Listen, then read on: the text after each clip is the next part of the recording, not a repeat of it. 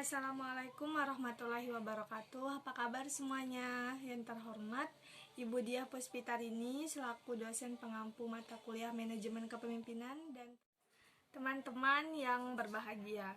Alhamdulillah pada kesempatan kali ini kita masih bisa menjalankan kegiatan kuliah seperti biasanya, walaupun masih secara virtual, akan tetapi kita harus tetap bersyukur dan tetap semangat pastinya. Baiklah, untuk mempersingkat waktu, pada kesempatan kali ini izinkan kami untuk mempresentasikan hasil diskusi kami, yaitu mengenai salah satu tokoh pengusaha yang terkenal di Indonesia. Nama beliau ini sudah ada di mana-mana dan beliau adalah sosok pemimpin yang hebat. Sebelumnya kami akan memperkenalkan kelompok kami dulu. Saya sendiri Erika Rizkina sebagai moderator, dan teman-teman saya ada Nur Hopipa, ada Malida Salsabila, ada Farah Kamila Rohmah, dan Ratih Dwi Lestari. Baiklah, langsung saja kami akan memaparkan hasil diskusi kami.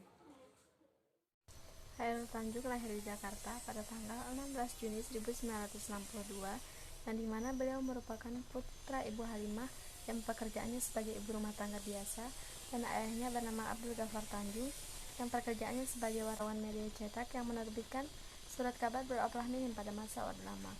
Kemudian Khairul Tanjung menikah dengan Anita Ratnasari Tanjung, dan mereka dikaruniai dua anak yang bernama Putri Indasari Tanjung dan Rahmat Dwi Putra Tanjung. Perlu kita ketahui bahwa kedua orang tua Khairul Tanjung ini hidup dalam kondisi perekonomian yang bisa dikatakan sangat kekurangan. Terlebih lagi saat koran tempat ayah Khairul Tanjung bekerja ini ditutup oleh pemerintahan Orde Baru. Nah, dengan kondisi yang seperti itu, keluarga Khairul Tanjung memutuskan untuk menjual rumahnya untuk biaya hidup. Meskipun begitu, semangat belajar Khairul Tanjung ini tidak pernah padam, karena ia tahu bahwa yang bisa membuatnya keluar dari himpitan ekonomi itu ya hanya pendidikan. Adapun jejak pendidikannya dimulai dari beliau bersekolah SD di SD Vanli Jakarta, kemudian SMP Vanli Jakarta, kemudian meneruskan SMA di SMA Negeri 1 Jakarta, dan tamat pada tahun 1981. Selanjutnya ia diterima kuliah di Fakultas Kedokteran Gigi Universitas Indonesia dan menyelesaikannya pada tahun 1987. Selanjutnya ia meneruskan kuliahnya di program Magister Institut Pendidikan dan Pembinaan Manajemen pada tahun 1993. Pada saat kuliah, beliau memulai karirnya di dunia bisnis demi membiayai kuliahnya tersebut. Bermula dengan ia menjual buku kuliah stensil, mendirikan jasa fotokopi di kampus, serta berjualan kaos. Selain itu, beliau juga pernah mendirikan sebuah toko yang dimana di dalam toko tersebut beliau menyediakan peralatan kedokteran serta laboratorium di kawasan Senen, Jakarta Pusat. Namun usaha itu mengalami kebangkrutan. Meskipun kuliah sambil bekerja bukanlah hal yang mudah bagi Khairul Tanjung, namun ia masih berprestasi di bangku kuliahnya. Terbukti dengan terpilihnya ia sebagai mahasiswa teladan tingkat nasional pada tahun 1984 sampai 1985. Berikut karir Khairul Tanjung. Dia itu pendiri PT Parianti Sundu Utama, pemilik Bandung Supermall, pemilik Transcorp, pemilik Paragroup, pemilik City Corp, Ketua Komite Ekonomi Nasional, dan Menko Ekonomi 2014. Di sini ada penghargaan Khairul Tanjung. Yang pertama, Khairul Tanjung adalah mahasiswa teladan tingkat nasional pada tahun 1984 sampai 1985. Dan yang kedua, beliau adalah eksekutif muda yang berprestasi. Khairul Tanjung terjun di berbagai usaha yang tidak ada hubungannya dengan latar belakang pendidikannya atau bahkan mengikuti hobinya seperti pengusaha lain. Saat ini ia memiliki beragam usaha seperti di bidang media, contohnya Trans TV, Trans 7, CNN Indonesia, CNBC, dan Detik.com. Yang kedua di bidang finansial, yaitu Bank Mega, Mega Syariah, dan Parafinance. Yang ketiga di bidang retail, ada Carrefour, Metro, dan Transmart. Yang bidang gaya hidup ada Trans Studio, Mahagaya Perdana, dan Trans Lifestyle. Dan di bidang perkebunan ada City Agro dan Property. Khairul Tanjung memiliki jiwa nasionalisme yang tinggi, banyak pikiran yang disumbangkan untuk kemajuan Indonesia. Contohnya pada zaman pemerintahan Presiden Susilo Bambang Yudhoyono, Khairul Tanjung adalah salah satu penggagas atau penyusun visi Indonesia untuk tahun 2030. Ia dapat membangun perusahaannya dengan gaya kepemimpinannya yang demokratis dalam menghadapi karyawannya dalam melakukan bisnis.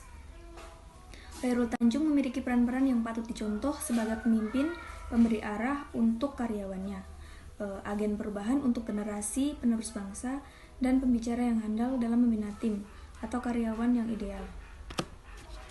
Selanjutnya, gaya kepemimpinan Chairul Tanjung.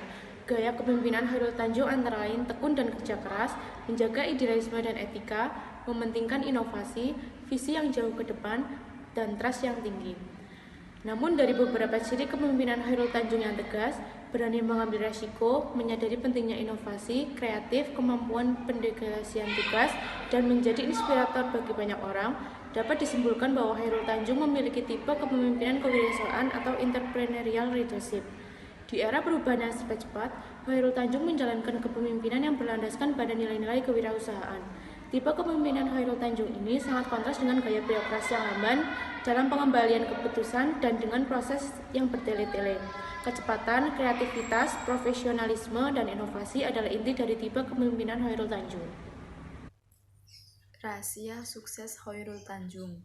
Chairul Tanjung bisa mencapai kesuksesan seperti ini bukan karena beliau adalah orang yang super, tetapi karena beliau sangat pandai dalam membangun sebuah jaringan atau networking. Bagi Chairul Tanjung, membangun sebuah jaringan adalah segalanya, bahkan di atas modal itu sendiri. Ketika bisnisnya lesu, maka jaringan bisa diandalkan. Membangun jaringan tidak hanya pada orang atau perusahaan yang sudah ternama saja. Pada perusahaan yang belum ternama pun juga perlu, karena siapapun tahu esoknya kita memerlukan bantuan mereka. Bahkan kepada seorang kurir pun, menjaga networking sangat dibutuhkan dalam membangun sebuah bisnis. Dalam membangun bisnisnya, Chairul Tanjung sangat sabar menapaki tangga bisnisnya. Selain karena kerja kerasnya, pantang menyerah, dan jaringan, kesabaran juga sangat diperlukan. Chairul Tanjung menyarankan agar tidak hanya melakukan cara instan, karena hanya melakukan api dalam sekam dalam bisnisnya. Pencapaian Chairul Tanjung. Pencapaian yang diraih Chairul Tanjung membuat majalah Forbes tak ragu untuk menunjuk beliau sebagai salah satu orang terkaya dunia yang berasal dari Indonesia. Forbes menyatakan bahwa Chairul Tanjung berada di urutan ke-937 dunia dengan total kekayaan 1 miliar dolar Amerika.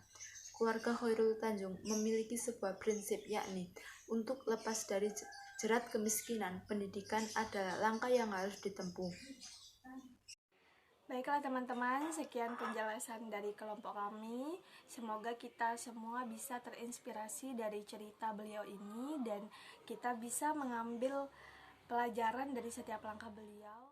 Karena kesuksesan itu tidak ada yang instan, bahwa ada perjuangan yang luar biasa di balik semuanya. Baiklah, sekian presentasi dari kelompok kami. Jika ada kesalahan, mohon dimaafkan. Wassalamualaikum warahmatullahi wabarakatuh.